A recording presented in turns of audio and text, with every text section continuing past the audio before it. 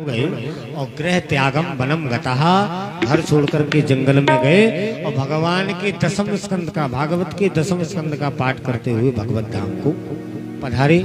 इधर गोकर्ण जी को लगा के पिताजी तो जंगल में गए, लगता है अब हमारी बारी है। सो हाथ जोड़ करके बोले भैया हम तीर्थ यात्रा करने जाना चाहते हैं। धुंधकारी बोला किसने रोका है, चले जाओ। सो महाराज गोकर्ण जी महाराज गए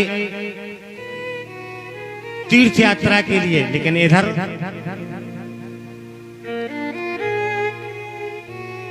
घर में दो सदस्य रह गए, एक तो धुंधकारी और दूसरा मां उनकी धुंधली।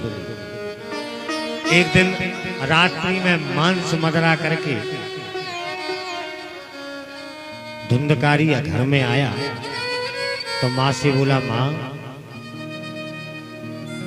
पिताजी तो जंगल में गए, घर की तिजोरियों की चाबियां तुम्हें सौंप करके गए हैं, इसलिए मां शीघ्र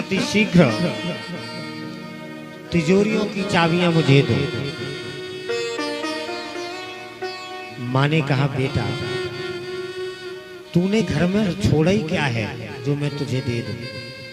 अरे बेटा तूने घर के बर्तन तक उठा करके बाजार में बेच दिए, अब मैं तुझे क्या दे दूं। तुरंत डांटने लगा मां शीघ्रता से चाबी देती हो कि नहीं, और यदि सीधे सीधे चाबियां नहीं दी तो वो पिटाई करूंगा। जो यमराज एक पापी की पिटाई करता है। जब इस प्रकार से अपनी मां को डांटने लगा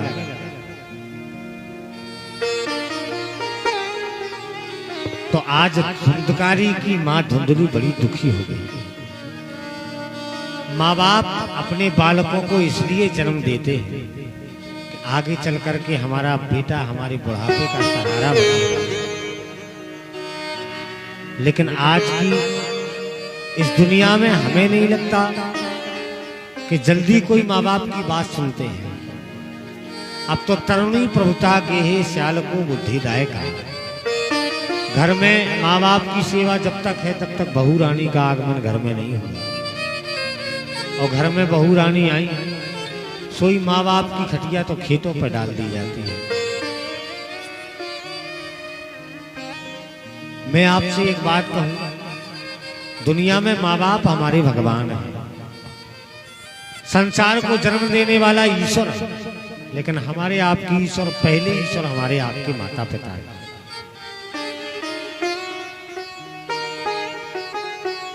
तुम चाहे जितने तीर्थों में जाओ, गंगा स्नान करो, चाहे जितने यज्ञ करो, दान करो, धर्म करो, पुण्य करो, लेकिन सारे के सारे व्यर्थ हैं। कब? जब आप अपने माँ बाप की सेवा नहीं करो तब।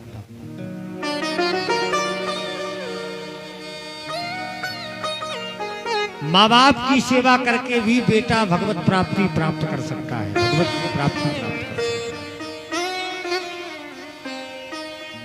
माँ बाप हमारे भगवान होते हैं, और वही माँ बाप आज अनाथ आश्रम में रह रहे हैं। अनाथ जिनके 4 बेटे घर में हैं, 4 बहुएं हैं, उनके नाम के आगे लिख गया अनाथ।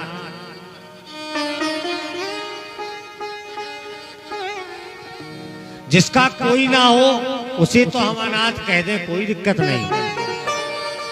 वैसे हम उसे भी अनाथ नहीं कह सकते, क्योंकि जिसका कोई नहीं होता उसका भगवान होता है, परमात्मा होता है। लेकिन फिर भी हम उसे अनाथ कह सकते हैं। लेकिन जिसके 4 बेटे घर में बैठे हों, 4 बहुएं बैठी हों, और उनसे अनाथ किया कहा जाए तो उन माँ बाप को कैसा लगता है, जरा आप सोचो।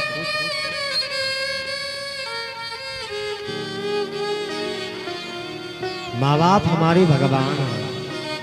दुनिया में किसी मंदिर में मत जाना, किसी देवी देवता की पूजा मत करना।